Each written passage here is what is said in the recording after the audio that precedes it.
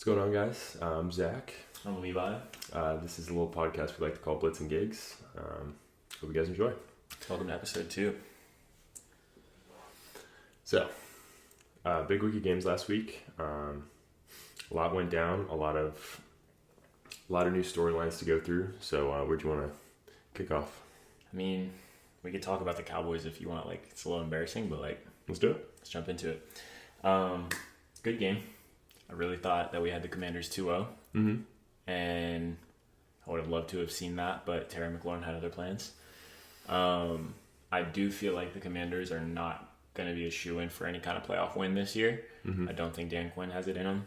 Really? But I'm finding it harder and harder to doubt Jaden, sadly. So I think it says more about the Commanders than it does about the Cowboys. I feel like the Cowboys making that game close doesn't really mean anything. Yeah. It just, it's a tough year for the NFC as a whole. If you're trying to make it through as the 6, the 5 seed, I feel like the division winners are really going to be tough to get past, especially with the top 2 being, 13, 14 win teams. Yeah. It's a really good Lions team, really good Eagles team. I just don't expect the Commanders to do a ton. Moving forward for the Cowboys, though, we're looking at Mike McCarthy probably back for another year plus, with Jerry denying the Bears to interview him. We're looking at Micah, who seemingly does want to remain a Cowboy for the next, 5 plus, maybe 4 years. We'll just see how that contract looks, but, he's saying he wants to remain a Cowboy long term. And other than that, there's not a ton of changes that we can make to this roster. We're not getting Tyreek, apparently. Yeah, we'll see. Not that we ever really had a chance, but... Micah tried his best.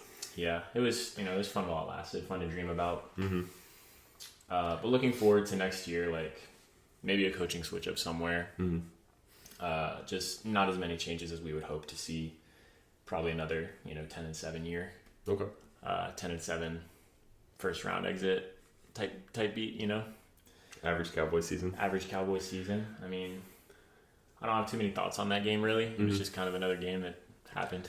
So real quick, I want to rewind very beginning of your spiel there. Right. You said the Commanders, you don't think are a shoo-in for any sort of playoff run. I find that so interesting because, we know the reputation that Dan Quinn has and the reputation that Cliff Kingsbury has, right. With them tending to taper off towards the end of seasons, and their production decreasing, especially Cliff Kingsbury.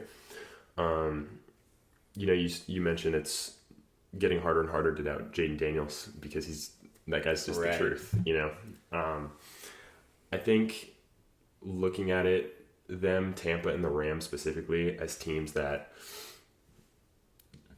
could or should go on playoff runs, I don't think that's the right way to view them. I think those are teams that nobody in the NFC wants to play. Detroit does not want to play Tampa again. Philly does not want to play Tampa again. I don't think anybody has a good time playing Jaden Daniels. That's like anybody in the AFC wanting to play Lamar. Nobody wants to go against that kind of that caliber of player. So maybe their expectations shouldn't be Super Bowl or bust, but at the same time they could upset anybody. I could totally see a Minnesota or even a Philly, and honestly even a Detroit with their defense looked great last week, but at the end of the day that's one of the least talented defenses in the playoffs right now. So you could totally see Jaden Daniels running all over them, Cliff Kingsbury scheming up something that just explodes all over any of these defenses. So I just wanted to point that out and get your take on the stealing of the Washingtons and the LA Rams and teams like that.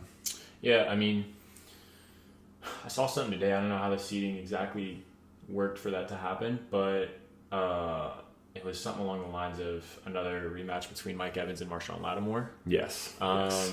So did Tampa jump to the 3 with the Rams loss, right? Yes, I believe so. Okay, so Tampa's the 3, Washington's the 6. If Washington were playing a team that weren't just as scrappy as them or scrappier, I'd be tempted to take Washington a little bit more. I think it'll be a lot of fun to watch. I don't necessarily think Tampa is going to win that game, but I don't think it says a ton about Washington for them to win that game either. Sure. It's two teams that, just pulled it together at the right time, snuck their way in, and, now what's going to happen to them? Are they going to maybe sneak to the championship just to get bounced by the Lions or what? I would agree. No team really wants to play them, but I think it's more so for the sake of this Lions team needs to get healthy. So regardless of the first round bye, they don't want to play somebody super tough in that divisional round. Mm-hmm. But I don't think it's something the Lions can't handle, regardless of the fact that they did beat Tampa earlier in the year. That just felt like a different Tampa team. Mm-hmm. So I don't want to discredit those teams at all. I mean, we saw C.J. Stroud and the Texans steal a playoff game last year. The Packers stole that game from the Cowboys. So a little sensitive, stole. But I'm sorry, I'm not. I gotta take a minute on that one. No, you make a great point though. Like even look a couple weeks back at the Commanders versus Eagles game. Like granted, Jalen Hurts went out. That game probably would have looked totally different with him in there. And Kenny Pickett was playing with I think a hurt throwing shoulder. So take it with a grain of salt. But Washington was able to get right back in that game in the second half and completely neutralize Saquon Barkley, which is something that most teams, pretty much every team this year, hasn't been able to do. Which you got to give credit to Dan Quinn and his coaching staff for that. I just really think you can't count any of those teams out in these playoffs. Like it's a one and done. These aren't 7-game series like the NBA. These aren't 5-7 game series like in Major League Baseball. Like this can really go anybody's way, just like March Madness. You know what I mean? Like there can be upsets anywhere. Right. With this small of a sample size, you only get 60 minutes, so it's not like it's going to even out over time. Like you've got to play your best minutes in the very first quarter, set the tone, and just follow through as much as you can through that game, and then hope it's enough. But we've seen this before with rookie quarterbacks. I'm not definitely counting Jaden out. I just think it'll be a tough test for them to get through Tampa, so it'll be even tougher for them to get through Philly or Detroit in 2 weeks. So I wouldn't expect it to be a deep playoff run, if anything. And I just don't really have expectations, I guess you could say, for Washington. It's a totally new organization, totally new system. And I'm excited to watch it. I think they'll make the playoffs fun. So I'm looking forward to watching that. At the very least, you could say I'm looking forward to it. But yeah, they get to set the tone. They get to make me a believer. I'm not going to give them the benefit of the doubt ever. That's just, the division rival, but of course, looking forward to seeing it. For sure. A game that I wanted to touch on briefly. So not expected to be one of the best games from last week, but was an absolute classic, just an instant shootout. And neither of these quarterbacks had the highest expectations coming in, one being arguably the biggest bust in NFL history and in Bryce Young, and the other one probably expected to be on the bench. 3 years, right?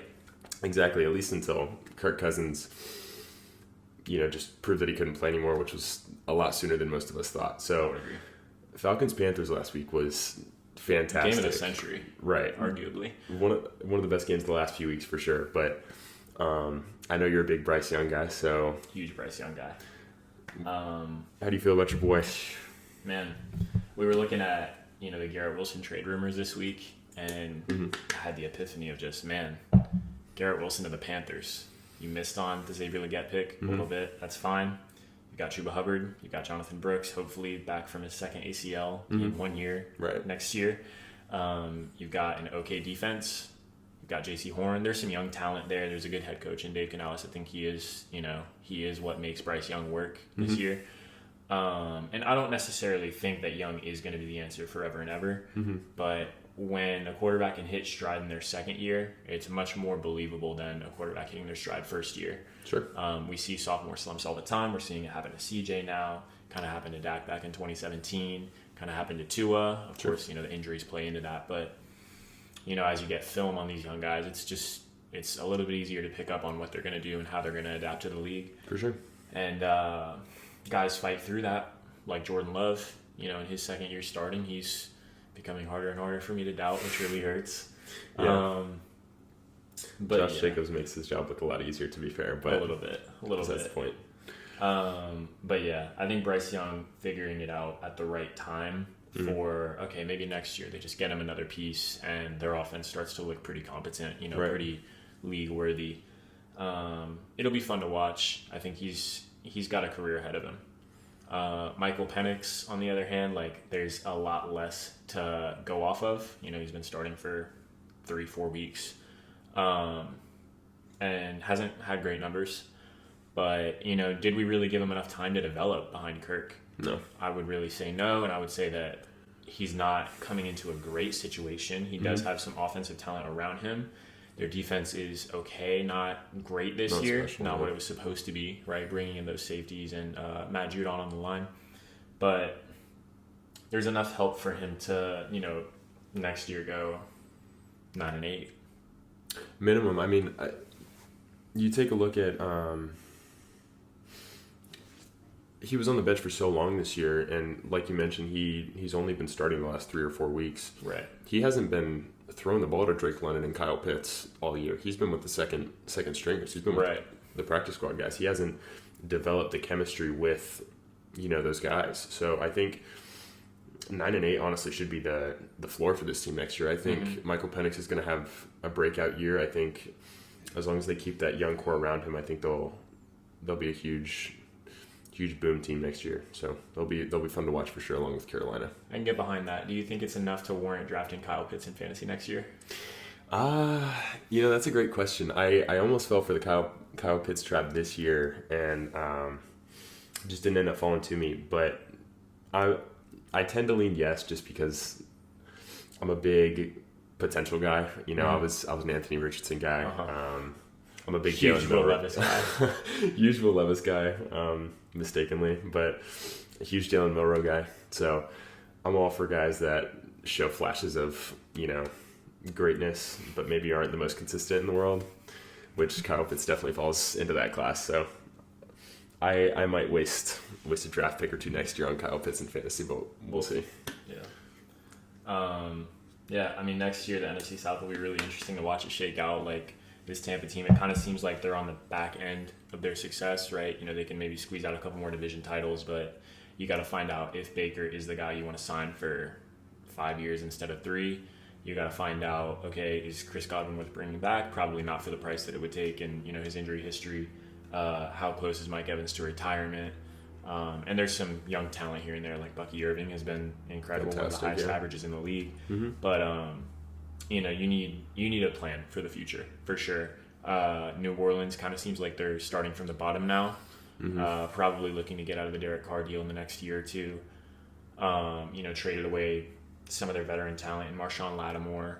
They signed Kamara, but they're going to be looking for some answers too in the next few years. Whereas these other teams have just been so low for so long that Atlanta and Carolina could easily emerge in the next few years, and we could see that NFC South jump from the worst or second worst division in the league to one of the more competitive ones, top 3, top 4 in terms of playoff interest. Sure. By the end of the year. So I'm interested to see how those teams follow through. I believe Carolina won that game. Did they not? They did. They Tampa controlled their destiny, but they shut the door on Atlanta. It was irrelevant by that point, but for the sake of, you want to be the one to say that you kept your division rival out of the playoffs. Good for Carolina. Good for Bryce Young. Looking forward to seeing what he has in store next year. I hope they get him help. I hope they get him protection. I hope they get him some targets. He really doesn't have anything on that offense besides a decent run game. So I think he could be special. With the right unit, I think he's good now. He's a lot of fun to watch. Yeah. Man, those Patriots. What a game. That's such a great storyline to come out of that game.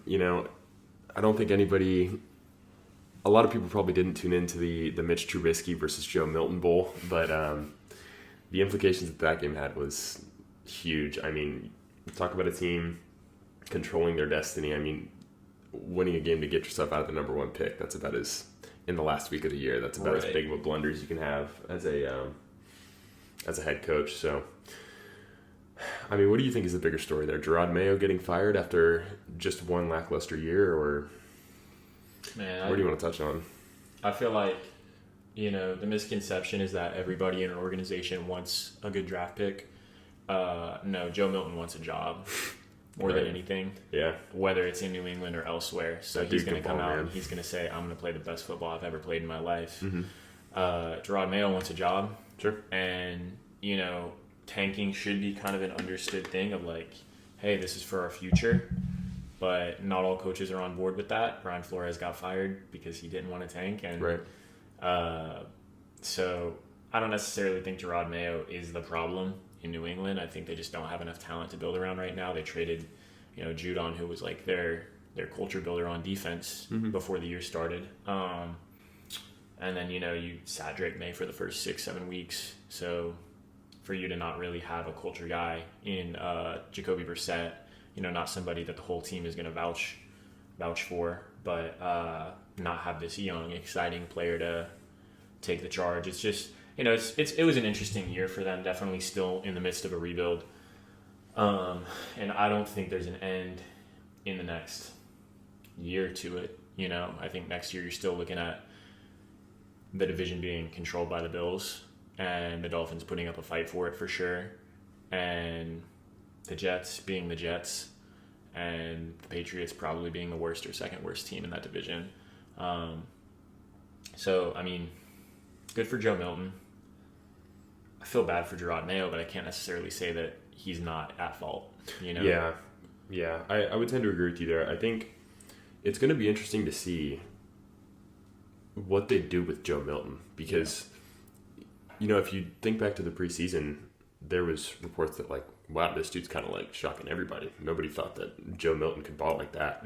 And his tape at Tennessee, he was fantastic. I think we knew he had the biggest arm out of this draft. He did. That was about all we knew. Yeah, and I mean, he showed a bunch of flashes in preseason because that was really his only chance to get any PT. But you got to think teams are going to call after that performance. I mean, for sure, you can't move off your number 2 overall pick in Drake May, but if you got a guy that people are calling about and he's never really going to see the field much, you got to think that they're going to move off Joe Milton. Right. And I mean, this is a year where we're going to see a lot of head coaches move around, a lot of quarterbacks move around.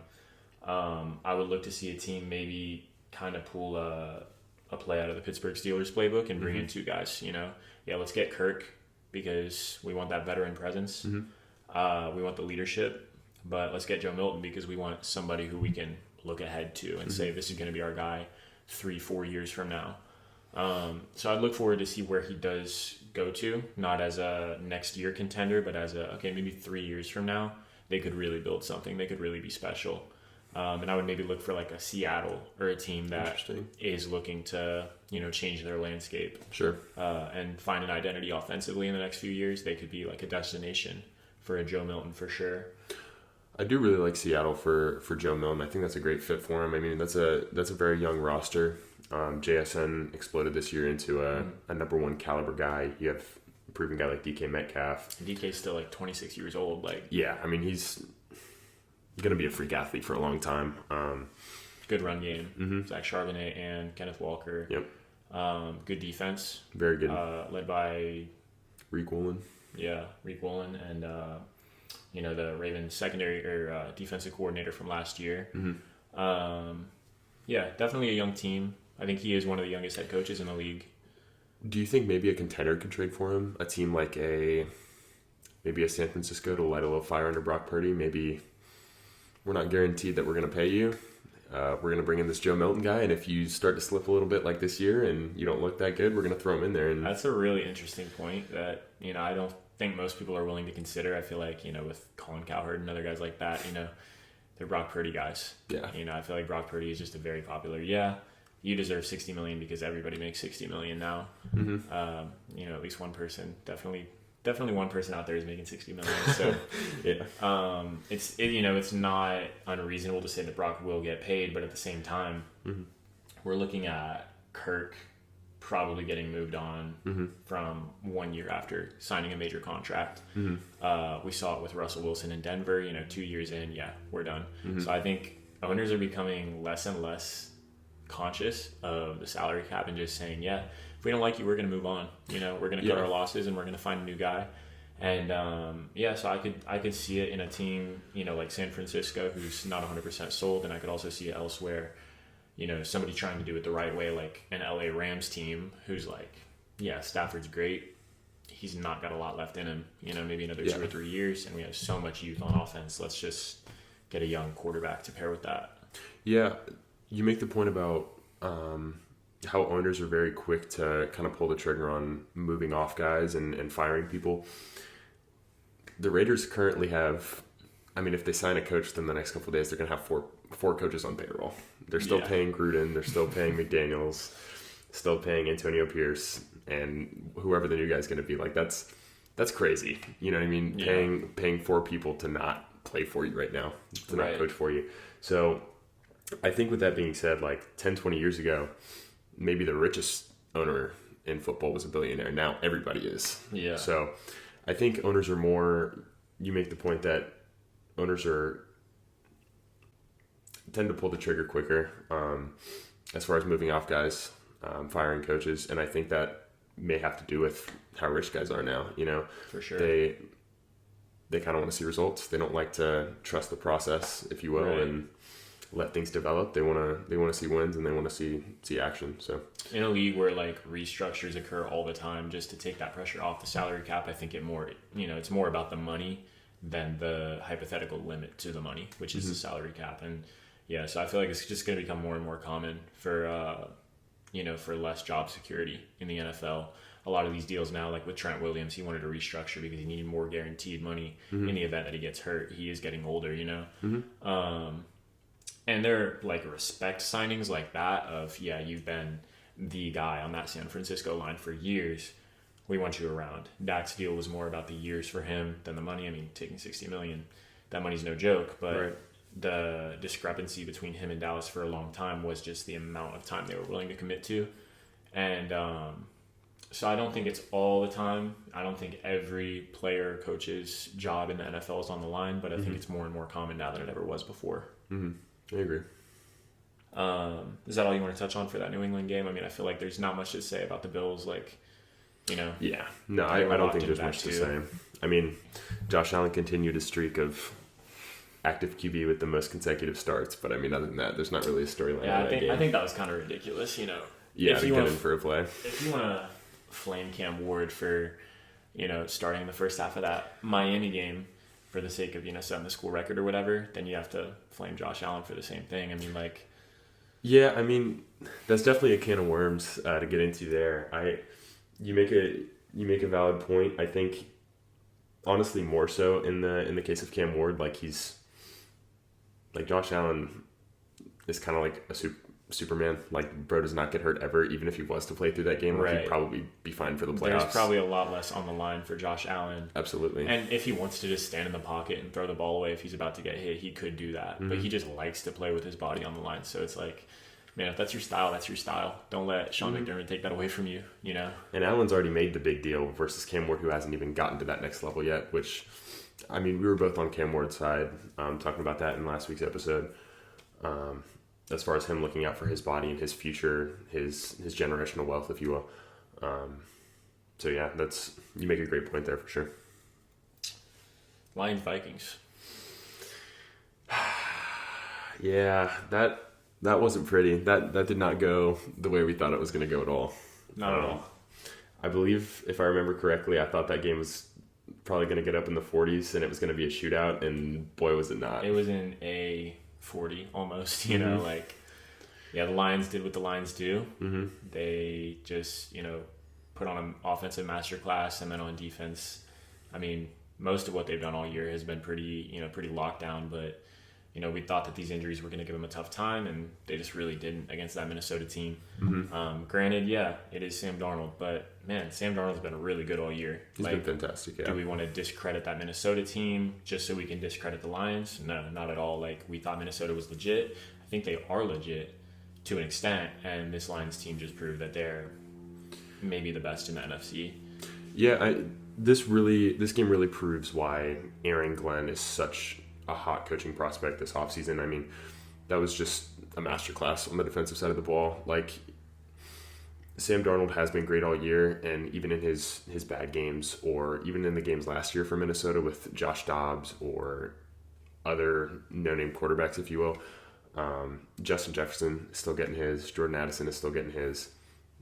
Those guys did not look good, and it was just a great game plan going into it by Aaron Glenn, right? And it really just threw them off what they were trying to do. So, yeah, and at multiple levels of the defense too. I mean, Aaron Jones has been consistent all year, and he wasn't enough to change that game for Minnesota by any means. So, I think it says a lot about the Lions. I think it says a little bit about the Vikings, but I don't think it takes away from, Brian Flores' ability to run a defense, because it's the best offense in football. And there have been some injuries, on both sides of the ball for Minnesota this year.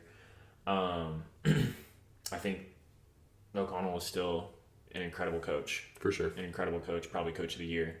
Or at least, one of those top 3 finishers. I'd agree. We'll talk more about that, in a later episode. But, yeah, I mean, the Lions are pretty legit. Probably or definitely in that conversation for an NFC championship appearance and maybe a victory. We'll see how this Philly team looks over the next couple weeks. Last week just didn't really make a difference for them. So it'll be fun to watch it all shake out for that, 1 seed in the NFC that was just so contested until this last week. Now let's see if the 1 seed means anything. Yeah, and we'll get into our game picks later, but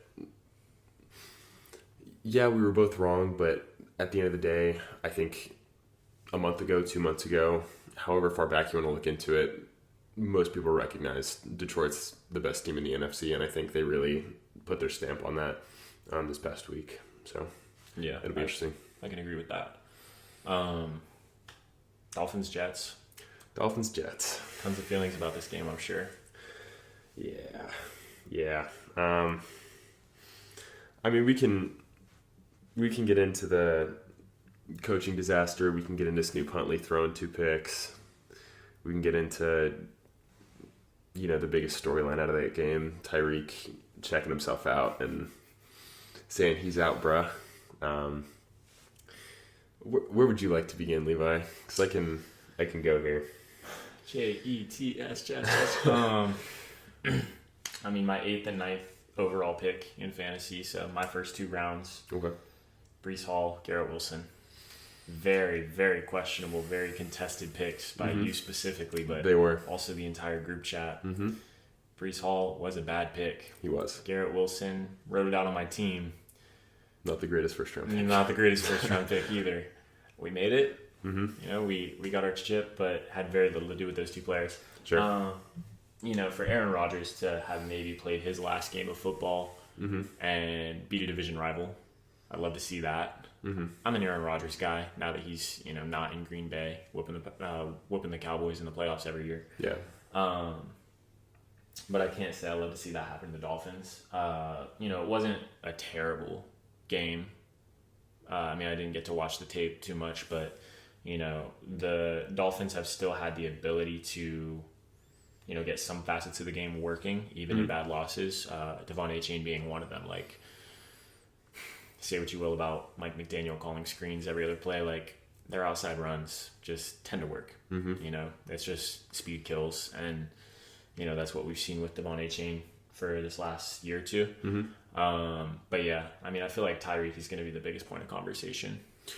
Yeah. Before we move to the Dolphin side of things, I do want to touch on, this does touch on both categories, but as far as the Jets and Aaron Rodgers go, did you hear the stat about how Aaron Rodgers hadn't had like a 300-yard game since like 2021 for a good stretch there? A few weeks ago that was broken when they played the Dolphins and took them to overtime. And then this past week he threw 4 touchdowns on them. So I say that to say Miami's defense, statistically, if you look at PFF, maybe top 5, top 10. Is it a top 5 or 10 defense? Absolutely not. And your eyes can tell you that. This team just really tends to let you down in the biggest spots so consistently. And as a Cowboys fan, I think you would understand the pain that brings as a fan. But it's ridiculous paying a quarterback $55 million a year for him to never be there during your biggest games. I don't know what that's like at all. Well, it's so unfortunate that the one time that he did, I don't even want to say show up because he might as well not have, but the Chiefs playoff game last year, like, it was just such an embarrassment. And like you don't even get your hopes up anymore as a Dolphins fan because right. it's just so heartbreaking. But anyways, the main story to come out of that game, Tyreek Hill. For those who don't know, end of the third quarter, beginning of the fourth, decided I'm not going to come back in. I'm not going to play anymore. I'm good. And then after the game was asked about his future, was asked about that situation, and he said, I'm out. I'm good, bro. And essentially requested a trade. In the most Tyreek Hill way possible. Right. And something that I've seen as a Dolphins fan that maybe others haven't is for weeks now, there's been rumors that he's been wanting to go to the Chargers because there's a rumor that the Chargers wanted to trade for him because they need a weapon. Right. And he like reposted that on his story or something, or like posted a screenshot of it, which is like, why are you doing that if you're a member of the Miami Dolphins getting paid top dollar? You just signed a 3-year deal or 2-year deal. Yeah, like there's just no need for that. No matter who you're playing for. But so that's how this story started. Fast forward a few days. Where are we at now? So Tyreek and management and Coach McDaniel sat down, supposedly squashed whatever it was. He clarified that he did not request a trade. Do you think that this is damage control, or do you think this is genuine as a neutral viewpoint here? Where do you see Tyreek and the Dolphins relationship? Is it fixed? Is it fixable? Is it toast? Where are you? I mean, we saw Anthony Richardson check himself out of a game because he was out of breath, get benched for 2-3 weeks and come back. I don't think the action of him, doing what he did in that Sunday game against the Jets immediately rules him out from being, a Dolphins guy long term. It's a frustrating season. He wouldn't have ever done that last year, though. When you're still in contention, even in that Chiefs game, he was out there. He was dropping a lot of passes, but, he did what he had to do. He was there. He was present. And, I think Tyreek is a vet. He's got his ring. I think he still wants to win, regardless of the fact that, he says he's happy in Miami. So I think he'll see it through until next season at least, that he's doing whatever he can to put Miami in the position to win. I don't think he really cares where he is as long as he's winning. And, I know he likes living in Miami, Of course. but playing in the NFL is more than just a business decision. It's about your ego and, your personality. And, he's probably not ever going to play with Pat Mahomes again, but that doesn't mean he can't play with, Justin Herbert, or maybe J.D. Daniels or maybe something. he does, like Washington would be great, or he pairs up with another young QB, someone, Bryce like, Young. I'm sorry, Bryce Young.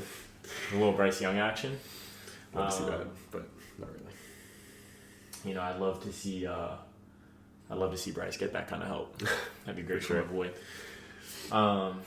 Yeah, I mean, Tyreek's at a point though. I feel like he can't really be a chooser anymore. He doesn't have the speed the same way he did when he was in Kansas City. And he's with a quarterback who has a big arm. So it's like you go somewhere else, you're not going to have the same production because you won't have the same connection that you've had with Tua for the last few years. It's just the kind of thing we're used to seeing from receivers. So we not that we have grace for it, but, we just kind of forget about it. Yeah.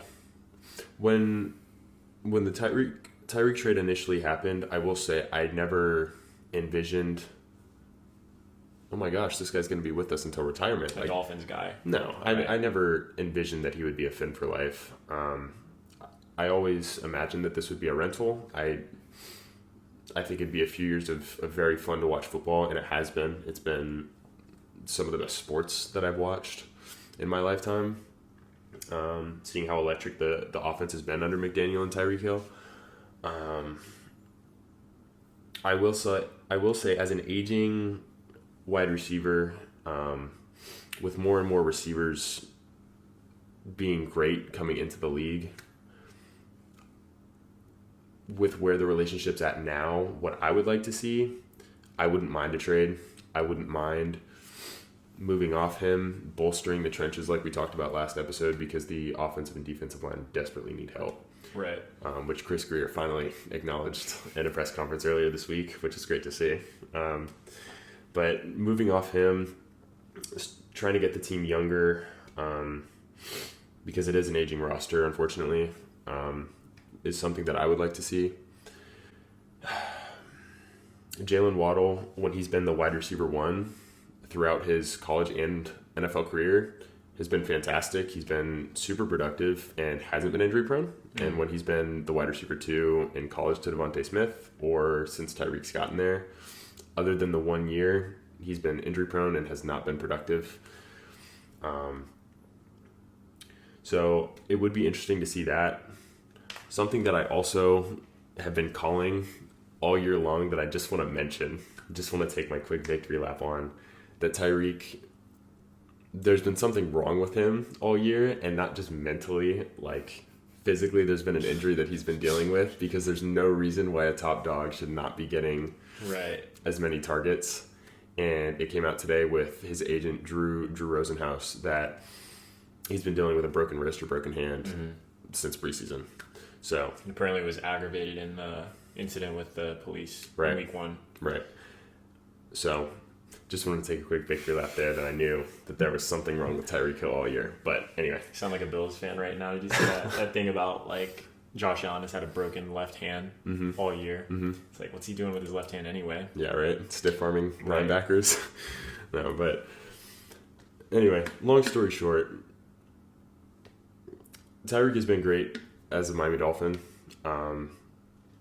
If the relationship is reparable and they run it back next year and Tua's healthy and Tyreek and Jalen are healthy, it'll be a fun 10-11 win team, and ultimately probably a first round exit like Dallas. Right. It's going to be very interesting to see what the Dolphins do in the offseason, and we'll touch more on that when the time comes. How active Chris Greer is and the culture that Mike McDaniel tries to set, because you can come in as a tough guy and maintain that tough guy culture like a Dan Campbell, like a Mike Vrabel. You can't, walk in the room like the cool, down-to-earth pro player coach like Mike McDaniel is, and then all of a sudden put the tough guy hat on. That's not really how it works. So it's going to be very interesting to see if Mike McDaniel's able to turn this soft roster and Chris Greer is able to bolster the trenches for sure. So yeah. With that in mind, how open would you be to say, like, okay, we just extended Waddle. Mm-hmm. People would still like to have Tyreek on the contract he's on now. He's only getting paid, like $30 million? Something like that, yeah. Last year he was the top receiver in football. This year, definitely not. But if he's dealing with injury and, just having issues with his organization, you'd be, as the Panthers owner, or, maybe wherever Aaron Rodgers lands and he wants to play GM, we'd consider fielding a Tyreek Hill. Would you be open to that trade for the sake of freeing up $30 million in cap, and you invest in, let's get a better guard, a better tackle, or maybe we, fill the defensive interior with some help. Mm-hmm. Maybe trade out of a Jalen Ramsey, another aging piece. You try to get younger, you try to free up your cap, and then maybe in another year or two before Tua is out of his deal, and once his contract is kind of cooled off and he's in that middle of the pack in terms of quarterback pay, when $55 million becomes the average in the league, which is probably not too far off, would you look back at that point and say, man, I'm glad we traded Tyreek Hill? Or do you think it'll be fun to watch these next 2 years in spite of his maybe somewhat fractured relationship with the organization? It's tough to say, because in the moment, of course, I want to watch Tyreek Hill and Jalen Waddle, catch 70-yard touchdowns and, watch them go 22 miles an hour down the field and dust everybody. Of course, I want to see that. And the TV product at the end of the day is what everybody wants. But as far as smart general managing and construction of roster, I think it does make sense to move off him for the greater good of constructing the rest of the roster accordingly. I mean, we saw the Chiefs do the exact same thing. They moved off the guy before they paid him top dollar, and what did they do? All of a sudden, go from having a bottom 5 to 10 defense, and they've won the last couple Super Bowls with a top 5 defense. So It would be great to see a flip like that happen if they're able to clear that cap space off. I will say I wouldn't want anything less than at least a first-round pick for Tyreek Hill. That's what they gave up for him. I've seen some mock trades here and there of like a second and a couple mid to late picks. The production you could get from him is still no less than 1,200 yards For on a good year, and you're not going to get that out of a rookie. Mm-hmm. A rookie first round even. So, yeah, I don't think it's unreasonable to ask for a first. Yeah. That's probably the price tag I'd expect to see, and if nobody's willing to give us that, I'd be okay with keeping him. Understandable. Mm. We want to get into game picks for next week? Yeah, let's do it. All right, so Saturday Night Football, Steelers at Chargers. Steelers at Chargers. Two phenomenal head coaches. I think that's really the story of this game. This is going to be a nasty... Never mind, wait. Okay. Saturday Night Football, Chargers at Texans. I was thinking about it. I was like, wait, last week we were supposed to have a Harbaugh Bowl. The Chargers did not win the division. Okay. So, you said Texans Chargers, right? Yeah. Okay. And it's at NRG in Houston. Got it. I think the line for that game, I believe the Chargers are favored by 2.5 or 3 points right now.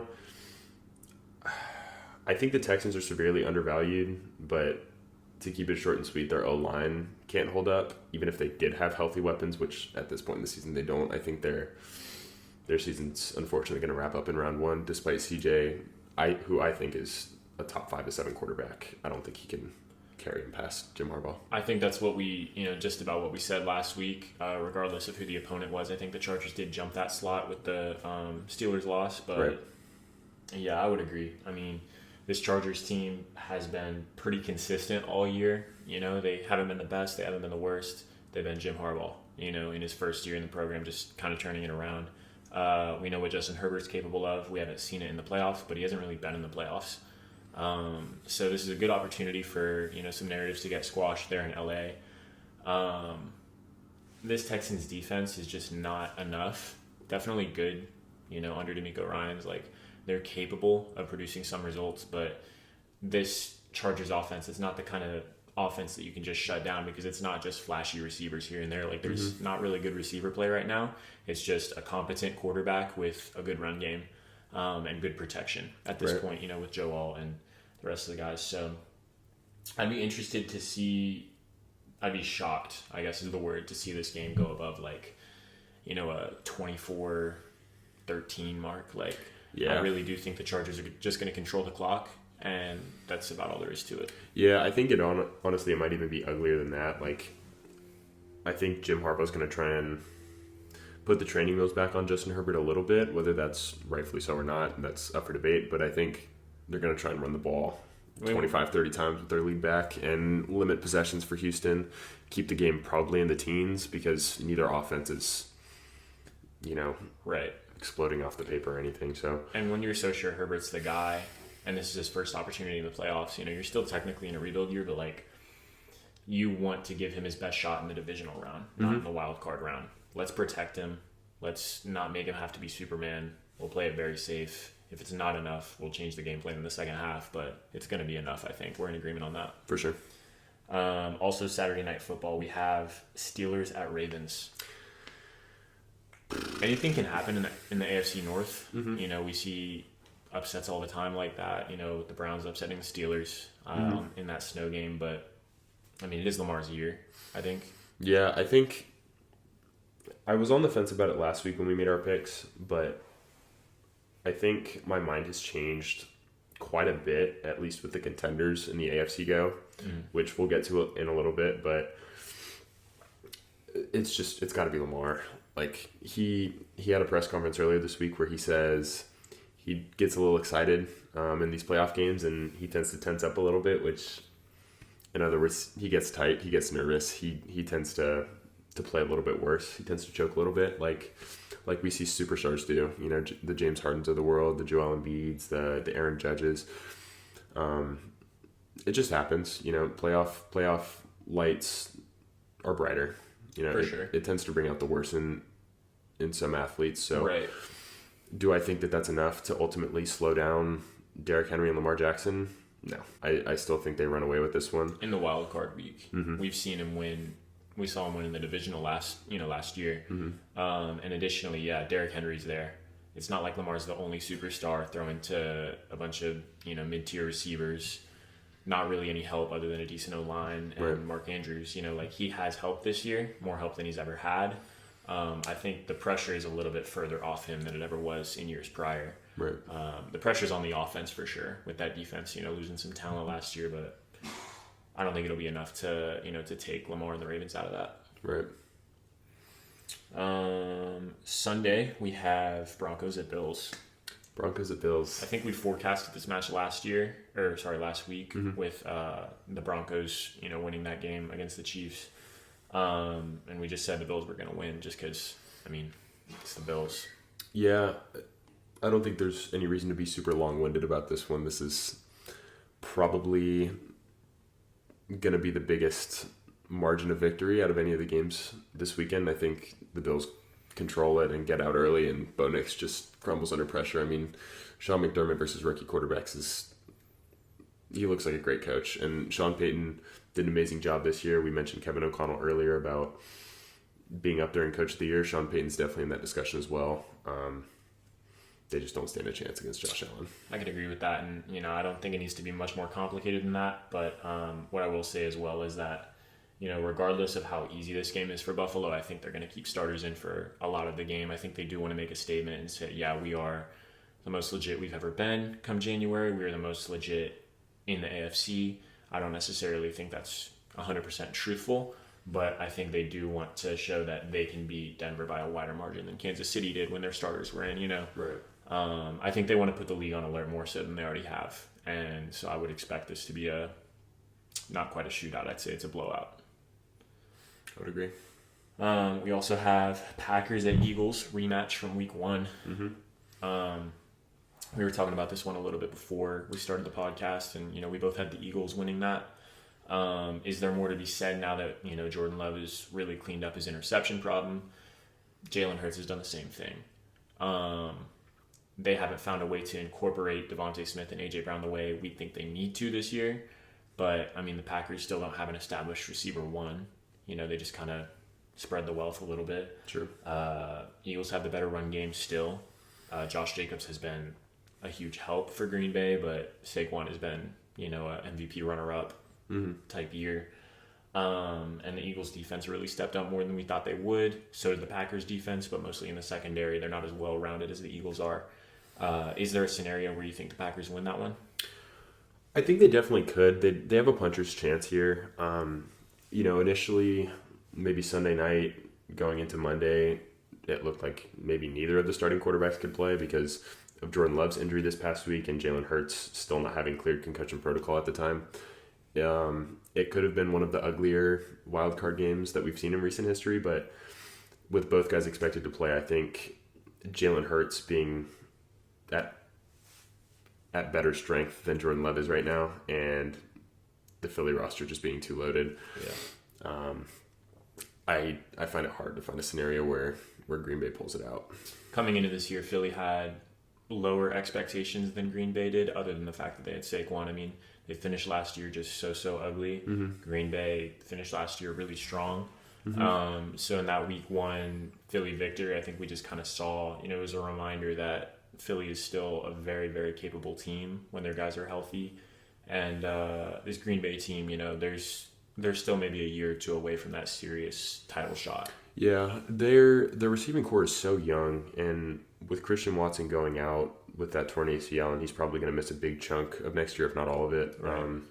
That's such a huge loss for them because I saw a stat earlier this week where with him in the lineup, their expected points per play or points per drive is double versus when he's out, and he's just such a huge X factor to that offense. We've seen flashes of Jaden Reed looking like a prime Deebo Samuel. We've seen Dontavian Wicks having his moments, Tucker Kraft having his moments of being a top 10 tight end in the league. It's going to take a very team effort here for Green Bay to even have a chance in this one. But I think you'd say a near perfect Green Bay game. And they just lost to the Bears last week in a game that did affect their seeding, that did drop them to this position where they have to play the number 2. You know, sure, they're in the worst possible circumstance, the toughest road games. Right. Yeah, I just think it's, you know, not that they're exactly falling apart, but they lost the wrong game there. Yeah. And something not to forget about is Matt LaFleur. I know you're a big Nick Sirianni hater, but Matt LaFleur definitely and the Green Bay Packers have a big coaching edge there. I would agree. Matt LaFleur has had his moments in the playoffs and has had his struggles against San Francisco specifically, but at the end of the day, he's a great head coach, and I think it'll definitely be a competitive one here. It's just going to come down to which defense makes more plays in the end. Right. I don't see it being a runaway game. I see it being sealed in the fourth, maybe before the last possession, though. Sure. You know, I could see Philly getting, you know, a 10-point lead with 5 minutes left, and Sure. It's just, okay, they have 2 possessions. They're going to hand the ball off to Saquon. Maybe they call the wrong play. Maybe Saquon drops it. We've seen that this year already, but I really doubt that they're incapable of growing from the mistakes that have made them this, 3-4 loss team. So yeah, I would take Philly in that game for sure. I would agree. We also have Commanders at Bucks. That's the infamous Mike Evans, Marshawn Lattimore rivalry renewed. Might be the best game of the weekend. Could be. Very competitive. 2 teams who have defenses who show flashes, but they're maybe not airtight. Offensive powerhouses.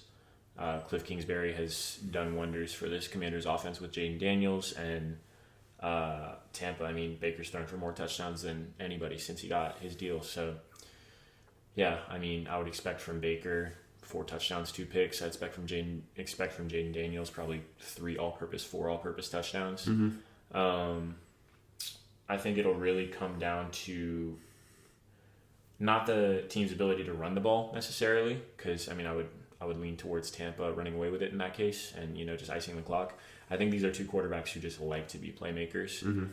So it's going to be about the team that makes less mistakes, truth be told. And I kind of think that's going to be Washington.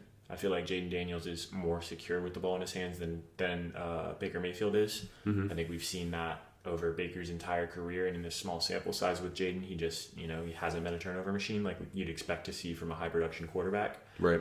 And with neither defense being 100% capable of, shutting down one of these offenses, I lean towards Washington.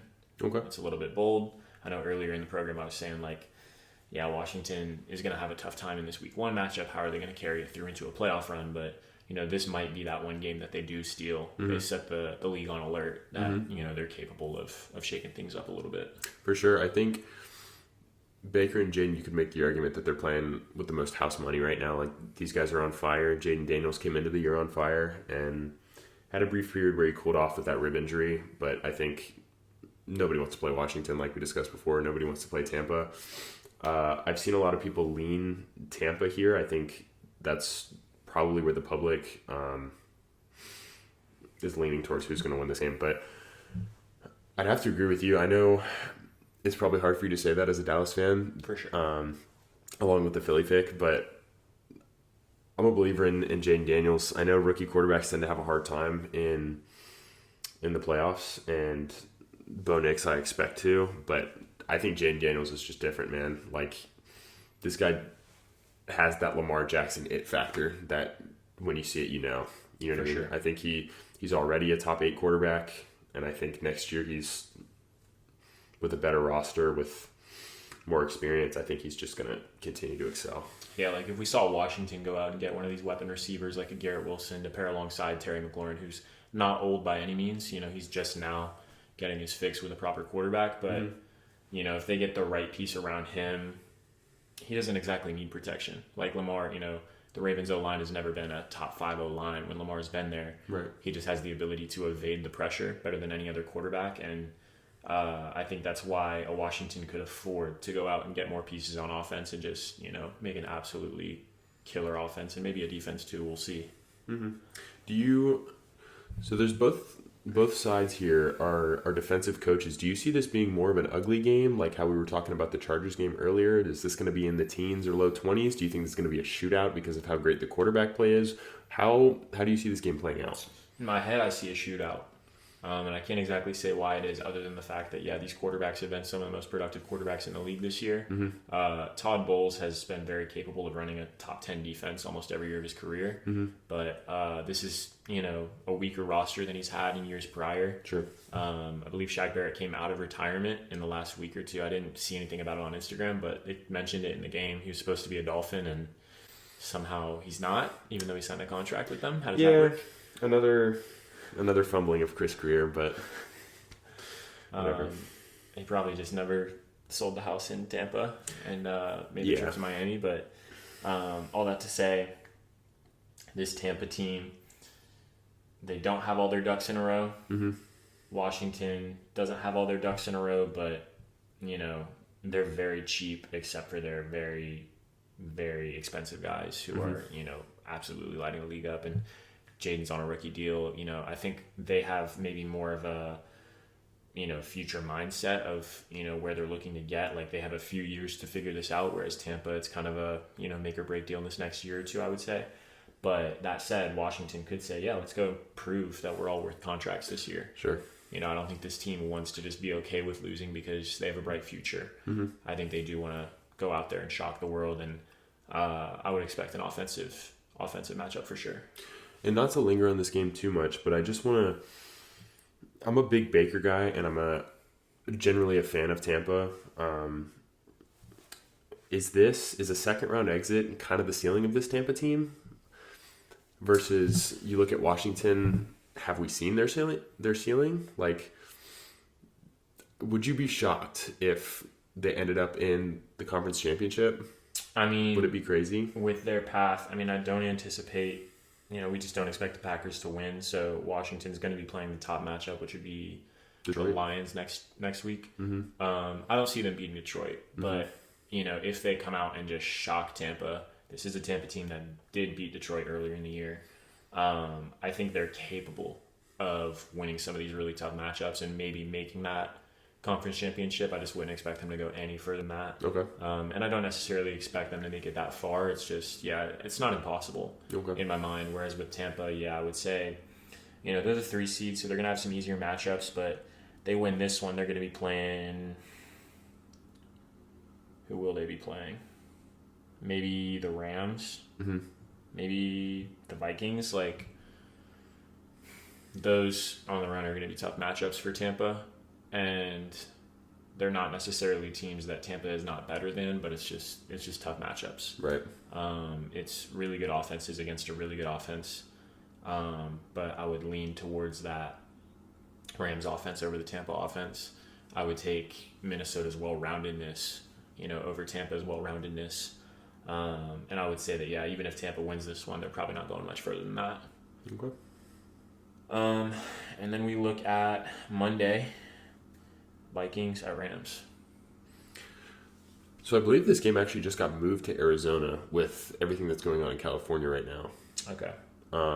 Which would be interesting. So we already discussed that we said this last week, that whoever the Rams would be playing, the stadium would probably be 50% away team. And I think we also said that Minnesota would travel wherever it was. Yes, we did. And especially with it being a neutral site game anyway now, I think that's something to take into consideration. It might turn into a Minnesota home game. Even though it's even further from Minnesota than it was before, I would tend to agree with you that Minnesota is going to show up for that one. Yeah. What version of Sam Darnold are we going to get? That was the biggest game of his career last week. And granted, it was the biggest game in Detroit Lions probably the last 50 years for them.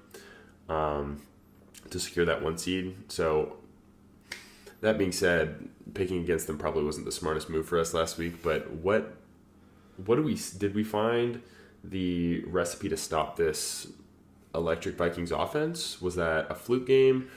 Where do you see this game ending up? I think the Lions understand the Vikings. I don't know that anybody else really does. I don't recall who their third loss was. Vikings. Yeah, because twice to the Lions and now they're 14-3. They did go on a little skid. It might have been the Bucks or the Niners, maybe. I don't know. But regardless of that, I mean, this Rams team had a very rough stretch to begin the year, pulled it together, got their offense right, but even then, they had that 12-6 win against, I think it was the Niners. Yeah.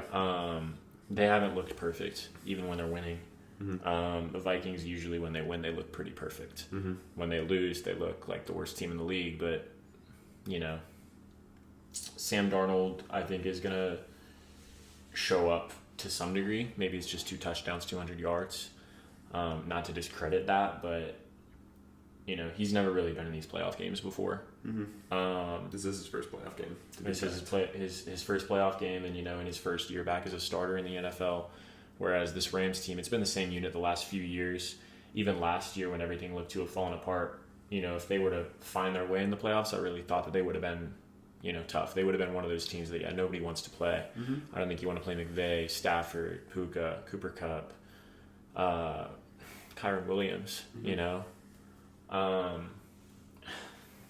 Really tough to say, but I could see this Rams team doing what they did to Buffalo and just saying, yeah, we've got try and keep up. We've got no reason, no expectations, but yeah, we just want to come out and shock the world and say, yeah, we're still the guys. We're still the guys to beat in the West, and we still have a lot left to prove. With Matt Stafford before his career is done or before he moves on. I'm tempted, very tempted to pick Minnesota, just because the relocation from SoFi, in addition to the fact that they've been, absolutely outstanding in the NFC this year. I think it'll be too much for LA, but LA will put up a fight. So just to clarify, so you're picking Minnesota to win? I'm going to pick Minnesota. Okay. So, yeah, you make a compelling point there. Like, the Rams are always the team that nobody wants to play. You mentioned McVay, Stafford, Puka, Kyron. I think their downfall is going to be their defense and just a lack of personnel on that side of the ball. I would agree. If it's going to come down to keep up with us if you can, try and outscore us, I think Minnesota does have the offensive firepower to outscore them in that kind of game. Whereas the Bills a few weeks ago, yes, they have Josh Allen. They don't have. Who do they have at receiver? Exactly, and James Cook is inconsistent. Mm-hmm. That's a great point, and you add to the fact that if it's not a shootout, that Minnesota defense is just way better than the Rams defense. Right. It's not going to be a blowout by any means. I think McVay's going to keep him in it, but it's going to come down to Sam Darnold turning into a pumpkin and throwing 2-3 picks to really give the Rams a shot here. So right. I'm going to have to side with the Vikings here as well. Yeah, and it'll make these playoffs really interesting to see, the Vikings and the Lions still in the mix, the Eagles, and then on the AFC side, we've got Buffalo, Kansas City, some storylines there, in addition to this Chargers team, potentially getting their first playoff win. Mm-hmm. All that to say, though, I think we're still sticking with the same big dogs that we've seen almost all year, which would be from the NFC, Philly and Detroit, mm-hmm. and from the AFC, Kansas City, Buffalo, and Baltimore. Yeah. So I mentioned this earlier. My viewpoint on the general outlook of how these playoffs are going to go. I know we've surprisingly agreed on just about every game pick thus far, and we said last week we think the Chiefs are going to three-peat. Before these playoffs start, I think I'm going to change my pick here. Are you taking the Lions? I'm taking Baltimore. Okay. I mentioned this to you a few weeks ago, but I was on the fence about it, about this being Lamar's year.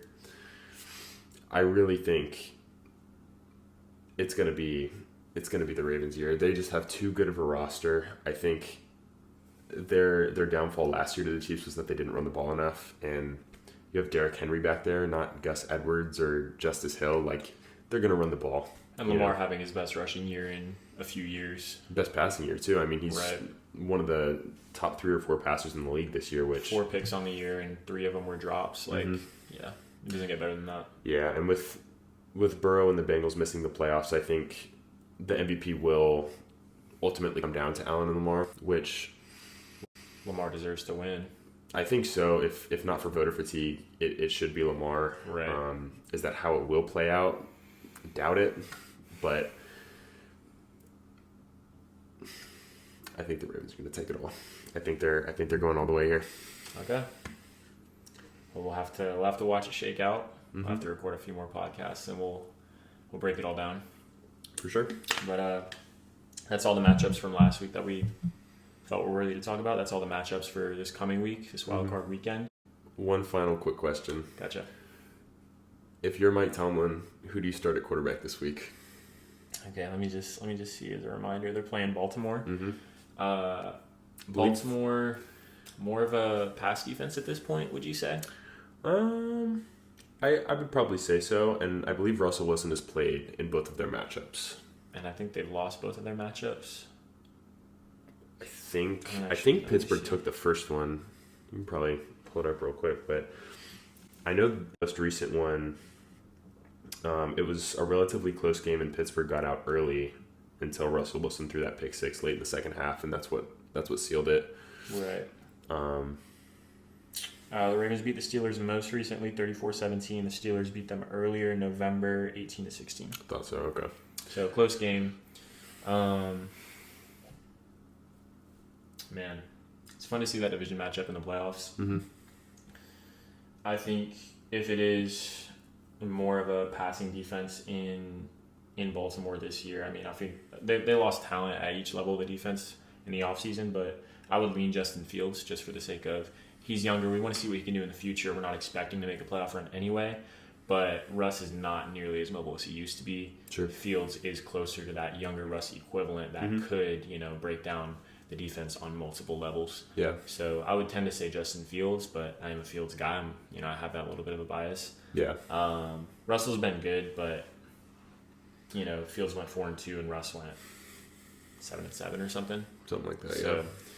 That's where I hate to say that Russ is just going to kind of get passed around the league, second-rate opportunities like in Denver and in Pittsburgh, but I don't think there's a great contender that wants to, link their future to a 34-year-old former mobile QB.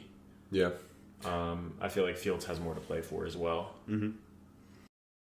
I think you got to switch something up here.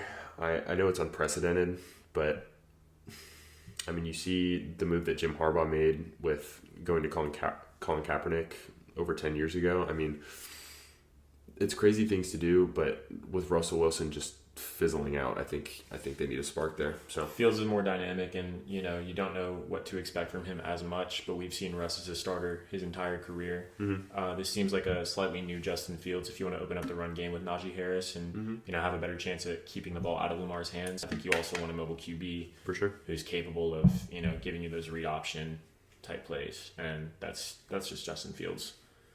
So I feel like we're both in agreement on that. For sure. I mean, I feel like that kind of covers everything from this week, unless you have anything else. No, I think that about sums it up. All right. Well, with that in mind, we'll hopefully be back next week with some recap from the Wildcard Weekend and matchups to look forward to. Hopefully more playoff storylines, player storylines, the coaching carousel, the quarterback carousel. It'll be a lot of fun. For sure. Thank you guys for watching. Make sure you like, subscribe, share with a friend. Let us know what you guys think down below. And this has been Blitz Gigs, episode 2. See you in the next one.